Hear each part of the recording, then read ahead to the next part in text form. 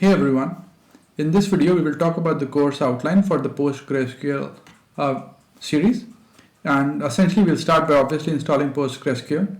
So we'll learn how to install that software for Windows, and pgAdmin is a software which gives you an interface, a visual interface where you can connect to the database and manipulate, write SQL, create tables, so it's a GUI.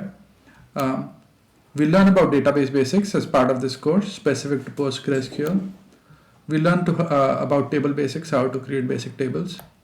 We'll learn SQL basics to basically bring the data out, running simple select statements, how to manipulate the data, so we'll learn that.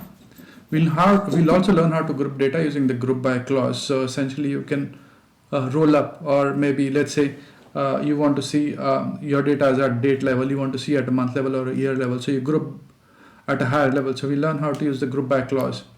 We learn a bit about joins and advanced SQL commands. So if we wanted to join multiple tables from a relational database perspective, how would you do that? And we learn some advanced SQL commands.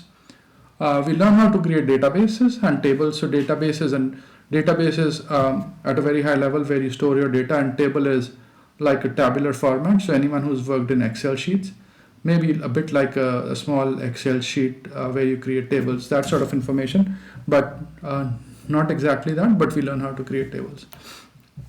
We learn about conditional expressions and procedures to manipulate data further. And then eventually, because Python is now a very strong language with data capabilities, so pandas and other libraries that it offers. So we'll learn how to import data into Python from PostgreSQL and do manipulations. So that would be the last bit. So I hope you find the series useful, and let me know if you would like me to take any specific topics in PostgreSQL. Thank you. Cheers. Bye.